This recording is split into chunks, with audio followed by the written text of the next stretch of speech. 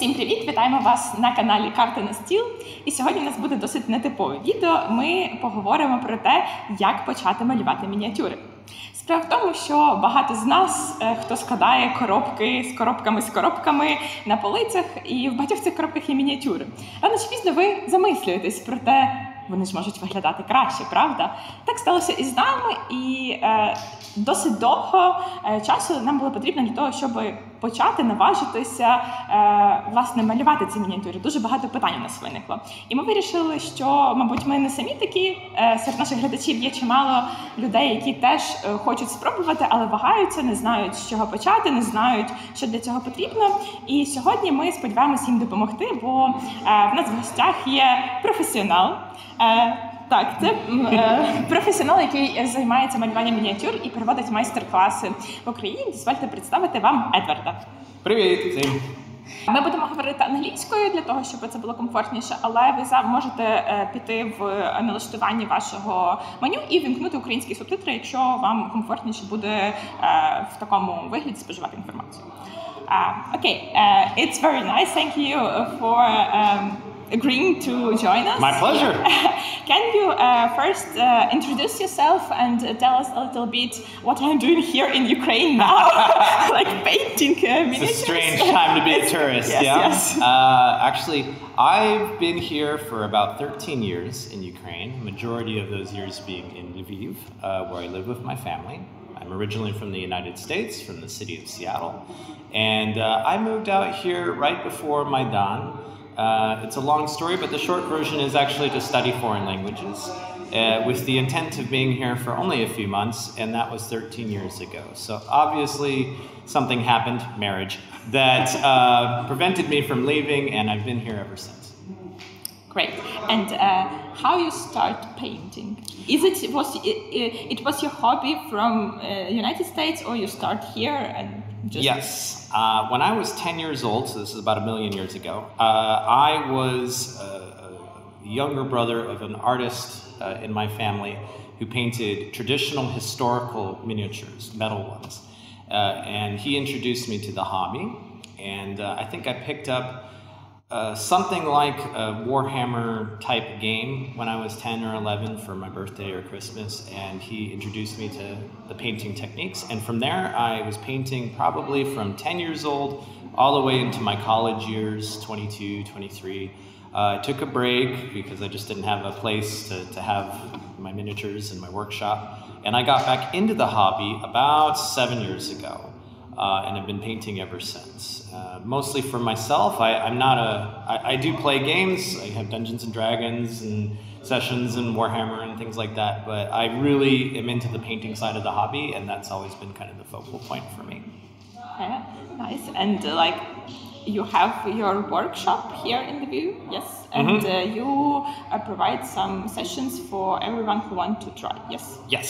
So starting last year, at the end of 2023, I basically opened up, I have a small workshop in my apartment where people gather and do painting sessions there every week. And we had an event in Lviv, DiceCon, which kind of demonstrated that there was a very big demand of people that wanted to try miniature painting for the first time and didn't know where to go or how to start in the hobby. So when I was participating in that event, I had a workshop and my paints out, and people kept coming up and be like, "Do you do this regularly? Like, please, we want to paint our miniatures, Warhammer, Dungeons, Dragons stuff." And I said, "Sure." And I basically turned it into a weekly event and made it a focus for gathering and donating money to SAO. And so it became sort of like this donation drive thing. It just skyrocketed in popularity and went from one workshop a week to a couple workshops a week, and now we have like 2 or 3 a week in a line. So it's, the demand is still there. There's a lot of people that want to get into the hobby, or they're in the hobby and now they just enjoy this sort of social experience of painting. And so they keep coming back, and we keep painting miniatures. So that's really cool. It's cool. Like, I think whenever anyone asks me how to start paint miniatures, like my first answer is go to workshop. It's like the best way because you don't need to buy anything, and it's like not cheap stuff at all. Yeah. So if you can go to the workshop to try to see is it your thing, and it's nice that we now have some workshops. We have Edward's workshop in Lviv. Now, like we in Huhi space in Kiev, where you have some guest rules. Yes, but still in other clubs in Kiev, you also can try to paint. Like you can try here, you can try in Geekage Center and in some Warhammer places. So it's the easiest way. Yes. Absolutely, and I'm not saying that to advertise my own workshops, but you're absolutely right, because this is a hobby which you can actually get in and do the hobby without spending that much money, or you can spend way too much money. And it's important to go out, see different styles of painting, try different paints because there's a lot of different paints on the market, and find the methods, the techniques, and the paints that you like that fit your approach to painting without spending a lot of money on stuff that you end up not liking. They might be good paints, but it might not be your style. So it's really important to try as many different things. I love trying other people's master classes and playing with their paints and learning their techniques, and finding what techniques and stuff that they use that I could adopt for my own style. It's by far the cheapest, easiest way to get started into painting. But like, it's possible that you live in smaller town and you have no possibility to go to the workshop and you still want to try. So now I will ask some silly question, which was my question before I started to paint, before I go to my first workshop, because I also started from the workshop session, and but I still had a lot of questions. So now I will ask this question, and we hope we will help you to start if you will still want. Okay, so first question. I have board games, and I have a lot of miniatures, like Zombicide or Massive Darkness or something else, and I want to make them nice. Yes, and I want to paint them. Can I just go to the art store, buy some acrylic paints, and paint them? Probably it will not be a very pleasant experience. Now, some people do this and they do have a fine experience with it, but a big part of it is that miniature paints are designed for painting miniatures, and the paint that you would get in an art store is more designed for traditional painting, like pictures, watercolors, that sort of thing. And the first thing you'll notice with miniature paints is the pigment, which makes the color of the paint, is much finer, much smaller. And when you paint miniatures in that really, really small detail, it's very noticeable, and it's easier, it's much more enjoyable process. You don't fight the paint as much. Whereas if you go to the store and buy like Rosa paint, and it's great paint for its intended purpose, but on miniatures, it might be very difficult to get the details that you want. And as soon as you start running into problems, usually your first reaction is to like add more paint. And it just keeps getting worse and worse and worse as you're piling on more and more paint, covering up details, trying to fix mistakes. So I would advise against using art store paints as your first entry into miniature painting. Like, if you're in isolation and you can't go to a masterclass, they do have, various companies have different sets of paints. Sometimes they even come with like a paintbrush and miniature, and you can buy that and have a contained, like everything you need in one box set that isn't expensive. It's not a lot of paints, it's only maybe 1 or 2 miniatures, but it's a good trial run into the hobby to see if you like it, and then you can kind of proceed further from there. Yeah, I like my first purchase was a D&D starter set. Yep. There was I think around 10 paints, base and not base, primer and brush and some one mini, and it was nice because you don't need this mini, and you can like do everything you want with this. Exactly, that's important. Even it's not that important for you. So you can buy these paints, and I already mentioned primer. What is primer? Do we need primer? Can I just, I have a very nice purple paint. Can I just paint my mini already with this? What I need to do before?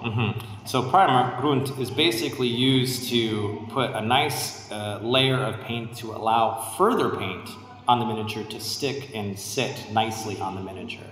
And primer paints tend to have a certain different chemical makeup that makes them a little bit sticky and more durable. So when you paint on top of primer paint, your paint is more likely to stay on the miniature, especially if you're playing with it in your games and you're handling your miniatures a lot. Primed miniatures tend to have less problems of like paint chipping off and issues like that. So that's one. Two, depending on how you prime your miniature, it can make your miniature much more visible, the details of your miniature easier to see. That'll allow you to paint much better on top of it. So, for example, if you're painting a lighter color, you can see different details that you might not normally see if it was like completely black miniature and very dark. So that also helps. And depending on what you're painting, you can prime a miniature with a color. It's not just black and white primers. And you could do a big portion of the painting in the priming step. So for example, if you're painting skeletons and you're priming with a beige or bone-colored paint, that's like 80% of the work right there, and it makes it a lot faster than going in and manually painting every single bone that color. So yeah, a lot of advantages. Yeah. Do I need to wash my mini before the primer? Yes, that could be very important depending on where your miniature is coming from. So you mentioned like Massive Darkness and board games. A lot of those miniatures are made in this process where they're made in molds, and there is a certain chemical that is used between the miniature and the mold in the manufacturing process, which allows the miniature to be removed from the mold very easily. However, that chemical is still on the miniature, and it's like the opposite of sticky. It pushes things away, and if you try to paint over it while that chemical is on there, your paint won't stick, and it'll just literally run off the miniature. So in those cases, yes, it's very important to give just the soap and water, maybe an old toothbrush, and do a quick wipe down, and that will allow you to paint directly on it. But if you are buying like Warhammer miniatures in the box, those are designed to be assembled and immediately primed and painted. You don't have to do that step in that case. Okay, so first I wash my mini, then I use primer, and you told that it can be like usual white or black, or it can be colored. Like, sure. If I want start and I need like one universal, it's better be white, black, or gray, or which one? And should it be like a paint or spray? Great question. So if at all possible, the most universal option to start with, I would say, is a spray can of gray paint, like medium gray paint. Why gray? Gray is a neutral color, and with miniature painting, most paints have some degree of transparency. And so when you paint over a certain color with the opposite in the light spectrum, so if you're painting, you have a black miniature, and you're painting white on top of it, it is very difficult. You will have to paint many, many, many layers to completely cover a black surface with a very light colored paint. Likewise, if you are painting white and you're painting a dark color, it can be difficult to completely cover that, and you'll have to do multiple layers. So gray is a great starting color, especially for beginners, because it's the easiest thing to paint over, and you don't run into this problem of like seeing the undercoat, the priming coat, underneath the colors there. Spray paint is the most accessible, and you don't have to get a fancy tool like an airbrush, and brush on primer is also an option, but it can be a little bit tricky especially if you're painting multiple miniatures. It's nice to have a nice spray can. Just be careful to do light coats. Don't flood the miniature with a ton of paint and cover all the details. But that is definitely the way to go, I think, when you're first starting out. Okay, and then we have this paint starter set, for example, but I also saw that you can buy usual paints, like just like this, or speed paints. Is speed paints better? Are they can you do the same result but faster with speed paints? Well, it's in the name. They are speed paints, and they are fast in that regard. The biggest difference, and I don't know if we can even see them, or maybe we can add some pictures later on. Yeah, great. So the difference with these speed paints or the Games Workshop version contrast paints is that they are very transparent, and they are designed to flow into all of the cracks and crannies in the miniature and make them darker. where the surface areas appear to be lighter. And they're used on a light colored primer, so gray or preferably even white because it's much brighter that way. And they are very fast, and they provide this sort of 3D effect, the shading, which is really, really great. And it makes your miniatures pop, it shows all the detail, it's fantastic. However, they are not forgiving with mistakes, because since they're transparent, if you make a mistake with any color and you try to put a transparent color over it, you will see the mistake through the paint. And that can be problematic. So in my experience, I have people try both speed paints and non-speed paints, traditional acrylic paints, and it's like a 50-50 split. Some people love them, and they're like, oh my God, this is so convenient, this is so fast, it's great. And other people are like, no, no, no, I make a mistake, and then I can't fix it easily. And so traditional paints, you can always paint over. You can just simply, if you make a mistake, paint over it, let the paint dry, paint over it, and it's easy. But it's a much slower process. And if you want that 3D effect, you have to build up with layers, with lighter and darker colors, where speed paint just automatically puts the dark parts dark and the light parts light, and it's much more convenient. Okay, thank you. And what if I don't want to buy this starter set because I need different colors, and I just want to buy separate bottles? Which colors are most popular? Which colors I need to start? Because I think it's white and black, and maybe some metallic and other colors, because I can mix them and make another. Absolutely. So which the basic colors you need to buy? So if you have an artistic background and you're comfortable with mixing colors and finding colors that way, a lot of people with a design background and stuff, you can actually go with a primary color palette like blue, yellow, red, or cyan, magenta, whatever, yellow in that case, and mix your own colors your own way, and simply add a black and white like you mentioned. So really, if you have black, white, and 3 of those primary colors, you can make any color you want. But it's a process. It requires knowledge of how colors mix and balancing it on your palette. So a lot of people that don't have a design background, that's not comfortable. Yeah, and you still need just drop of paint. Yeah. And it's very hard to mix properly to Absolutely. gain that one drop. And if you're painting something and then you come back to it later and you're like, how did I get that color? It's a process for sure. Some of the expert painters, they do that and they're fine with it. But if you are just looking to build a palette for yourself, it depends a lot on what you're painting, right? If we're talking standard Dungeons and Dragons miniatures, it's usually humanoids.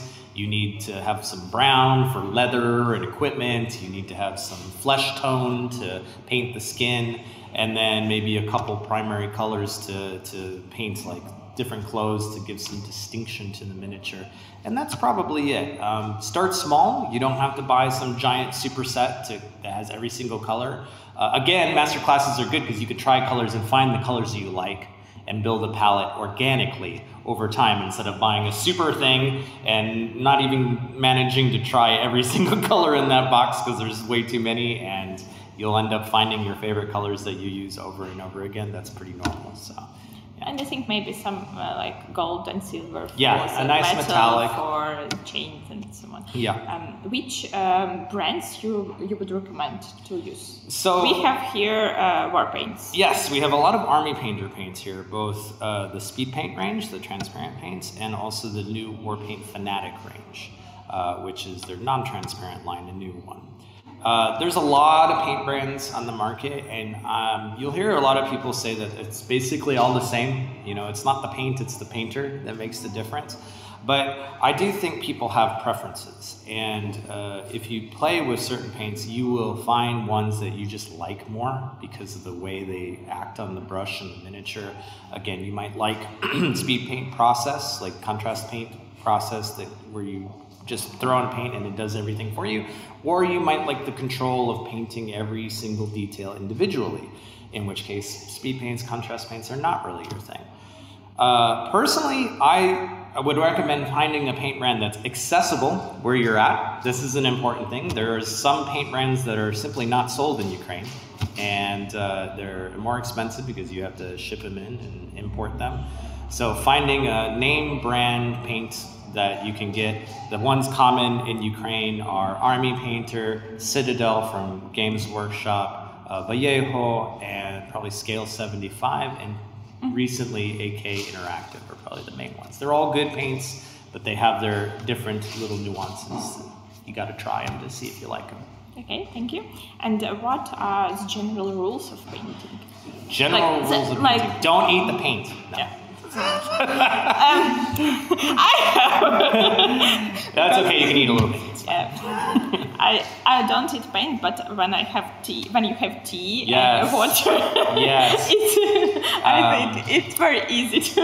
I always joke with my painters that there's 4 steps to becoming an expert painter. And you have to do these 4 things before you graduate to expert painting level. 1 is you have your painting water, which you clean your brush in, and then you have your drink that you're drinking from. You have to accidentally put your paintbrush into the drink and then drink it. That's step 1. You have to accidentally drink your paint water instead of your drink. That's step 2. You have to take a paint and accidentally spill it all over the table and your palette and waste like 200 or even worth of paint and be frustrated. And 3, you have to completely, or 4, completely paint a miniature and then actually drop it on the ground and shatter it into a million pieces. If you do those 4 things, you're already an expert painter. Nice. That's it. I did 3 steps, not. You're almost there, 75% of the way. I've seen people do all 4 steps in one session. It's wow, you know, some fast learners. Okay, but you asked about general processes. Just try. Like, there's so much. You can watch YouTube videos. You can learn a lot from them. You can learn a lot from other painters and do master classes. Don't be afraid to put paint on a miniature. That's the number 1 way to learn and to develop your skills, to find, again, the style that you like. Is nowadays it's so easy to get miniatures with the advent of 3D printing. You don't have to spend a ton of money on miniatures. Some board games come with a ton of miniatures. And, you know, in the end, it's just paint. If you really screw something up and make a mistake, you can always take the paint off of a miniature. It's not terribly difficult. You can find lots of YouTube videos about that and start from scratch. So don't be afraid. That's the number 1 thing, because a lot of people, they have this analysis paralysis thing, and they're like, oh my God, where to start? And I don't want to make a mistake, and they just never paint, and then they never learn. For them, like, they never start their artistic journey, as I mentioned before the call here. So this is the main thing that we have to keep in mind. Just try and learn through practice and making your own mistakes. Okay, thank you. And another question about brushes. Can I buy to the art store and buy brushes? Those you can actually get at the art store. There's lots of different shapes and sizes and stuff, but basically there's 2 main types of paintbrushes. You have synthetic or natural fur paintbrushes. And honestly, I would recommend starting with synthetic because they're super cheap, and if you screw one up, no big deal. I mean, like, I know some painters, expert painters, that only use synthetics, and they will spend like 1 brush on a few miniatures and then throw it away. And they're that cheap that you can actually do that. Because synthetic brushes tend to wear out faster and you need to get new ones, and that's fine. The natural fur brushes, much more expensive. And unfortunately for us in Ukraine, a lot of the natural fur, the premium fur is Kolonsky sable, which is Russian. So you have to find alternatives to that usually in order to, you know, morally buy these brushes. But they also have much different behavior. They tend to last a lot longer. And particularly they have a very nice tip for detail work. And that's like the most important thing in a brush, having a nice sharp tip to allow you to hit all the very, very tiny details, the eyeballs and stuff like that. But honestly, start with synthetic. You can buy it in an art store, size 0, 1, 2, something like that. Find the ones that you like, and then when you're ready to graduate, you can start spending the big bucks on the nicer natural fur brushes. I use a collection of both, honestly. So yeah, I have like small brushes for small details and have bigger brushes for the base. Yep. And I have brush with a dry brush written on it. What is it? What is dry brush? So a dry brush is usually a big wide brush that you put paint on and you don't add any water, hence the dry brush technique. And if I may demonstrate here a little bit, I don't know if it'll be super visible, but you would take paint, you put it on here, and you would actually wipe off a majority of the paint. And then you would brush it over the details of a miniature, kind of like lightly brushing over here, and that actually picks up the paint on the very edges and details of the miniature. And it could be a really easy way if you have a super detailed miniature and you just want to highlight all those details very quickly. Dry brush is a very user-friendly, fast way to do that. So if you're talking about like hair, fur, things like that, it's so much faster instead of individually painting every single one. Yeah, it's a lot faster to do that way. And by the way, this isn't a special brush. This is just a makeup brush. Yeah. So that you can do. And they're super cheap and super easy. You might already have these laying around your house, so you can take these and do a lot with them and actually get some really cool effects with them. So. And I have also a tip for girls. You also can use like insane detailed brushes for your makeup. It's kind of very, very good. Yes. I steal all my makeup supplies from my wife. She gets angry at me, naturally, but yeah, there's a lot of useful toolbox stuff that you might already have at home. Okay, so I painted my mini and I did some dry brush. And then, is it all? Should I cover it with something? Excellent and I question. saw also in the online shop something like quick shader. Yeah. Should I apply it, and also I saw quick shader and I saw varnish and I saw something else. Like what do I need? Excellent. So quick shade and washes are essentially more transparent versions of these contrast speed paints, transparent paints. And they are designed so if you paint a traditional non-transparent method using single tone kind of paints like these, you can paint them and then put a wash or quick shade over them, and that does the shading for you. It will fill in those cracks and details with a darker version of a color and provide that 3D effect. So it was very common before contrast and speed paints appeared on the market 4 or 5 years ago, that if you wanted to have this effect, you would use a wash over maybe your entire miniature. And quick shade in particular, you would take the whole miniature and like dip it into a thing and it would have this effect. So yeah, you can do that. It's not a hard requirement, but it's an easy way to get details on your miniature. And I think it's like the first thing that new painters do when they do it the first time, like, oh my God, this is amazing. It has such an effect on your miniature. But you still need to find like a proper color because quick shaders also are made in different colors. Absolutely. So that's one thing. But then you mentioned varnish, and a little confusion there. Quick shade is actually both a wash and a varnish. It's actually the kind of varnish that you put on the floor, like your wooden floor. So it adds a layer of protection and it has this shading effect. So varnish is a layer of protection. It's an invisible layer that you put over your miniature and it keeps that paint from peeling off like the primer does before, the varnish does afterwards, right? It seals in that stuff. A couple things about varnish. One is the application method is often it's with a spray can, and that can be very risky because spray can varnishes are a little bit unpredictable and they are very influenced by the weather, the humidity, and there are cases of people painting a beautiful miniature for 8 hours and then they go out and they spray it and they ruin it. So that can be scary. Yeah. You can avoid that if you have an airbrush. You can use varnish through an airbrush, or you can actually paint on varnish. That's also a way that you can apply that. Is it necessary? No, it's not like hard requirement. Even if you're playing with miniatures, if you're careful with them, if you're not eating a bunch of like Cheetos and chips and then getting all your sticky fingers all over your miniatures will be fine. I like to apply varnish for the effect because it actually changes the matte or the gloss qualities of a miniature. And so I like to have like shiny metal stuff, super shiny, and I like to have everything else kind of matte and it has contrast. So often I'll paint something, do a layer of matte varnish, and then I'll go and paint all the metal parts so that they really shiny and stand out. So yeah, hard requirement, no. Useful tool, and is it a nice level of protection? Yeah, absolutely. It does help. It does keep your miniatures from scraping and chipping. Yeah, but it's not like that necessary. You can just finish with it's your paints. It's not absolutely necessary at all. Yeah, you can skip it if you are uncomfortable. I recommend trying it, especially starting with a brush paint, but it's not a hard requirement. Okay, thank you. And I think it's the last question. So we talked about paints and brushes and some other stuff, but you have here very interesting stuff. It looks like this. Yeah. It's kind of wet palette, Yes. but it's homemade wet palette. No, actually, this is an Army Painter wet palette. So Okay. this is a purchased one. It's just that has a few homemade elements to it.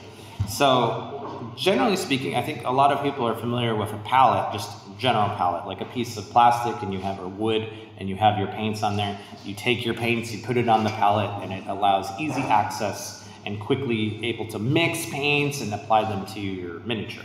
A wet palette is designed particularly for acrylic paints because acrylic paints dry very quickly. And especially it's summer right now and this heat, if you put your paints on a dry surface, in about 2 minutes, you will notice that it's dry and you'll have to keep pouring out these paints. So a wet palette is just basically a sponge that contains moisture and then a small piece of parchment paper or baking paper on top, which is slightly porous and allows some moisture to go through, but not entirely. And the acrylic paint sits on that parchment paper and is constantly moisturized. It's receiving some moisture so it doesn't dry out very quickly. And it'll allow you to sit down for a couple hours and put paint on your palette without it drying, and you can keep reusing it. So it is super handy, particularly with acrylic paints. I do know some people that will not use wet palettes, and they're fine.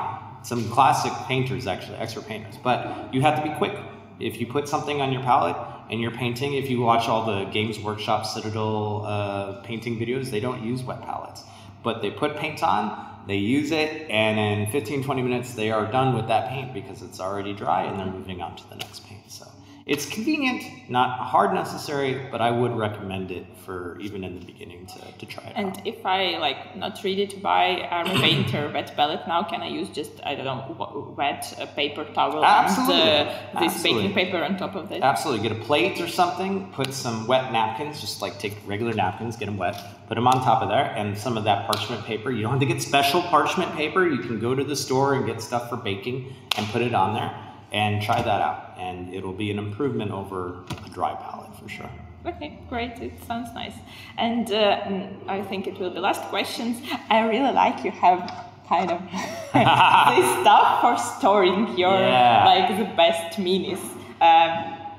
I think it's from dice. It's It dice. is. It's It dice is. stuff. So- how is it? Some rules for storing painted minis? Like if it's from a board game, I just put it inside Back of the in the board box, game. But yeah. if I paint minis for my D&D campaign, is it okay, like to put them somewhere in the direct sunlight? Yeah, I think the sunlight okay? shouldn't be too bad, and you won't have a problem. I think for most people, the number one problem is dust. So putting it in some sort of covered surface will, if it does get dusty, you can brush off the dust. It's just a process and go through all your miniatures and dust it off. But yeah, putting it in some sort of clear, transparent carrying thing. I like to magnetize my miniatures. This is, I think a lot of Warhammer players recognize this. So there's a little piece of metal right here and there's a little magnet here. And that allows you to carry your miniatures, which is particularly important if you have entire armies and you're taking them to gaming conventions or gaming stores. Yeah, you can also use just metal box and... Yeah, as long as you have that metal. Because the magnet keeps it from bouncing around inside that box and they will get tore up if you do not have them stuck there. But these things are actually, these are dice boxes. These are Chessex dice boxes, and they are extremely useful for miniature painting. And if you want to make $1 million, figure out a way to produce these in Ukraine, and I will not give you $1 million, but I'll give you a lot of money for a fair amount of those. Yeah.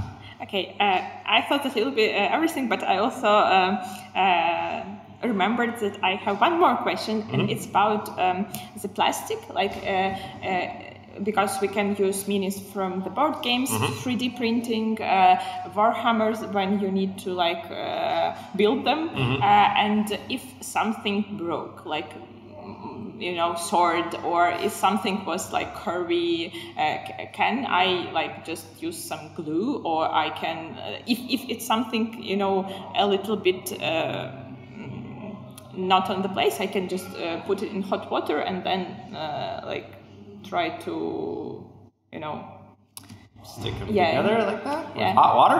No, not when it's broken, but when when it's bent. Yeah, you yeah. Need to put, yes, yeah, so you when can do it's that. bent. Yeah, But yeah. when it's broken, you need special glue. Yeah. So miniatures, the three main materials that are used for miniatures are plastic, and there's different types of plastic. Resin for like 3D printed miniatures, most of them, and metal. And each one of them really reacts differently to different types of glues. So with plastic, if you're buying Warhammer miniatures, they actually have something called plastic cement. And honestly, plastic is probably the easiest material to work with. It's strong, it's durable, it's lightweight, highly detailed. It's nice. It's nice to work with. Good plastic. There's also really bad plastic, and if you're looking at miniature games have a huge spectrum of like really good plastic miniatures and really bad ones. And not all of them react to plastic cement as well. But most of the time, with a plastic miniature, plastic cement essentially is a chemical that will slightly melt the plastic and allow it to fuse together naturally. And it's a very strong bond. It's very easy to work with. It works fast, and it's great. So plastic cement for plastic miniatures. For metal miniatures, metal is heavy. And it's durable, but it's very heavy, and especially if you drop them, the chances of them breaking if they're in multiple pieces is very high.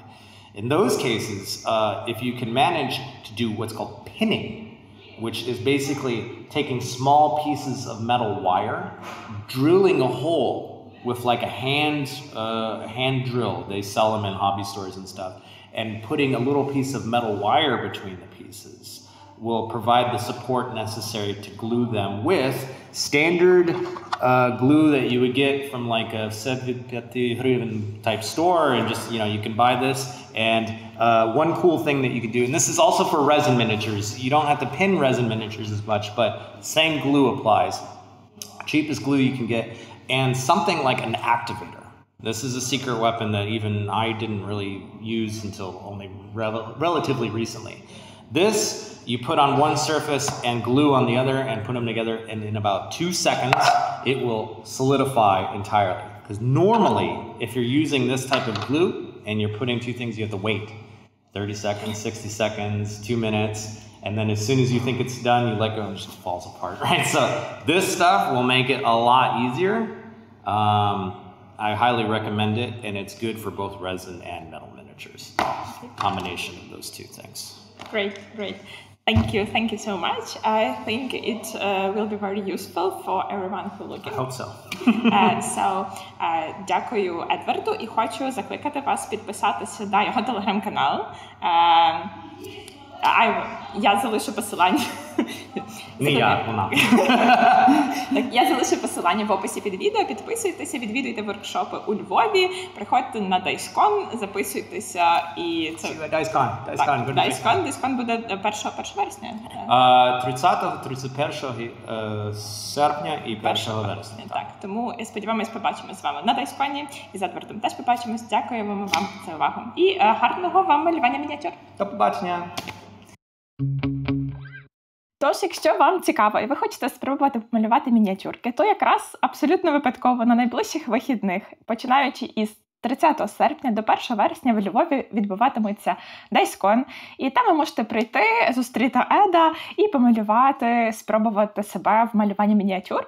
А якщо ви підете трішки далі від зони малювання мініатюр і потрапите в зону ігротек, то зустрінете там нас із Вовою. Ми будемо в ігротеці від Гікача. Нас можна буде знайти по логотипу Гікача, або ви можете просто нас впізнати. Наприклад, можете приходити пограти, просто привітатися, ми будемо раді з всіма побачитися. Також дякуємо всім, хто долучився до нашої дружньої банки і хто донатив на електроквадроцикл. Завдяки вам, в тому числі, збір досить швидко закрили, і зараз ці кошти вже знято, і наші колеги займаються тим, щоб придбати, власне, цей квадроцикл. Кошти, які залишились, тому що було зібрано трохи більше, ніж 200 тисяч, буде відправлено на збір на РЕБ для 47-ї бригади. Я також залишу інформацію про це в описі під відео. І ми хочемо тут розіграти, власне, наш примірничок алхіміків. І ви зараз побачите, хто ж його виграв.